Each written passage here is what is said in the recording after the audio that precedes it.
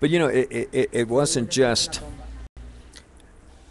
as like I said, when I went to see everybody, Tom Dillingham, he was the first one. I'll say this in relation to this. I mentioned to him what you had stated to me that first night of our honeymoon, that when you had said to me that most, just about nobody has sex on their first night of their honeymoon. It's usually the second day or whatever. And I mentioned that to Tom Dillingham. He was the first one I had mentioned that to. That I remember.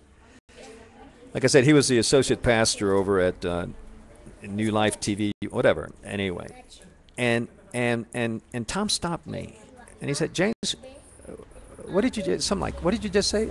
And I said, "Well, yeah, my wife said that, the couples on their honeymoon, they don't, as a rule, have sex on their first night."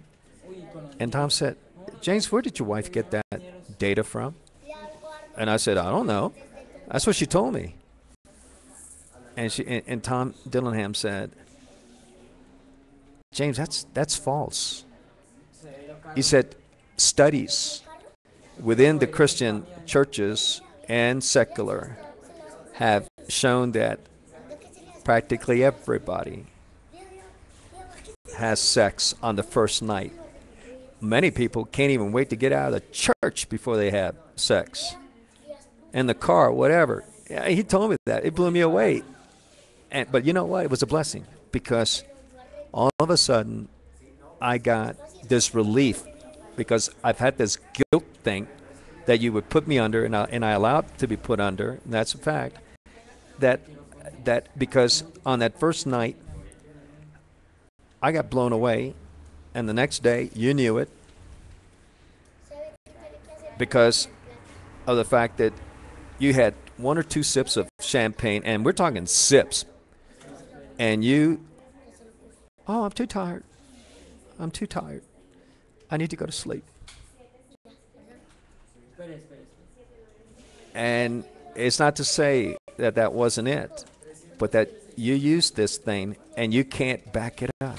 So I ask you today, Marisol, can you produce the data, the study that says that most couples on the first night of their honeymoon do not have sex? Let's ask some people. Roberto Sabillons, is that true? Yes or no? What about Gongi and Suzanne? Did you have sex on the first night? Ricardo and Ingrid, did you guys have sex on the first night? Hey, how about your parents? I'll be telling you frankly, it's very possible your parents did not have sex on the first night. I definitely can say that. No malice, no nothing, but when you look at the whole picture, yep, that's a possibility. Unbelievable. But anyway, so Marisol, can you produce the document, the testing, the data, the study that said that? Because it's kind of like the scriptures. Can you produce the scriptures that said that the abomination you did of the divorce? We're not talking about the abominable acts you did within the courtroom. We're just talking about the abomination of divorce that gave you that scripturally. Because I guarantee you this, I believe you're going to be asked that by Yeshua. I've asked him that in prayer, to ask you to show those. Hopefully he will. We'll see. But anyway. All right. So, go to all these pastors. They're all telling me the same thing. They're all telling me the same thing. That you have all the characteristics, the traits of a woman that was molested as a child or a teenager. Something happened to you. And they're all telling me the same thing.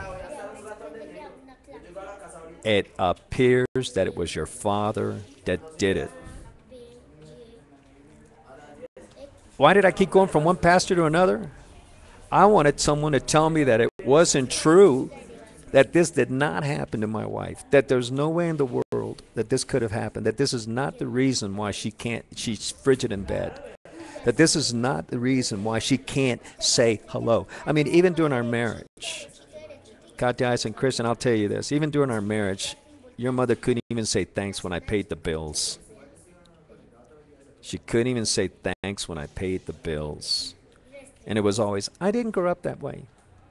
We didn't do that in our house, whereby we said thank you for anything. Unbelievable. Unbelievable. Unbelievable the times in our marriage, Marisol, that I cried. You don't know about that. That I cried. That this woman that I love, that this woman that I married, that this woman who bore my children, she can't even love. She has no love. But what the interesting part was that, you couldn't say anything, you couldn't be affectionate, but oh my goodness, you go to church and it's hugs to everybody, kisses here on the cheeks to everybody. Oh, you're doing such a great job here. Oh, thank you for helping me. Thank you for this. Thank you for that. But when it came to your husband, you couldn't do not one of those things. The hypocrisy that I will watch, look at, have to endure of my wife was absolutely painful in every way, shape, or form. Absolutely. Absolutely. So, now, in all these pastors that I'm talking to, I'm also asking them one question because I know enough about sexual molestation. Right, Ian? Ian knows about sexual molestation, but we're not going to go there. I'm going to do that for you, Ian, at this time anyway. I'm not going to talk about sexual molestation to any degree and where it concerns you. But anyway, now, gosh, I lost track there. Oh, to everyone, Carmen Gill, Tom Dillingham, pastor, I can't remember his name at the Iglesia Aguilar. The pastors at Bob Yandian's church. Pastors, Frank Sullivan.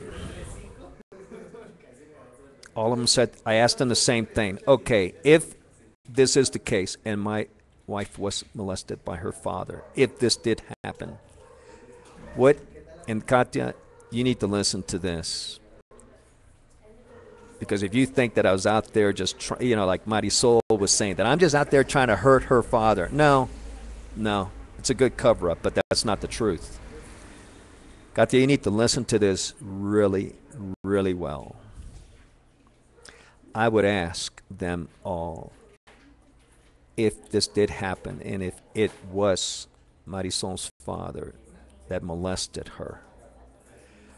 Was there a probability that he, your grandfather, could molest my daughter, Katya?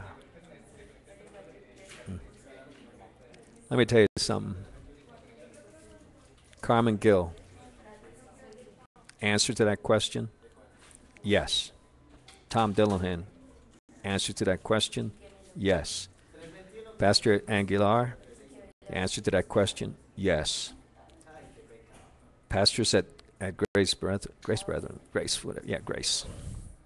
Answer to that question, yes.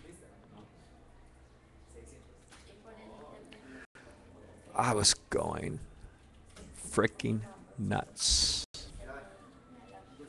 And your mother, Katya, will not even stop to talk about this, to talk about you, to protect you.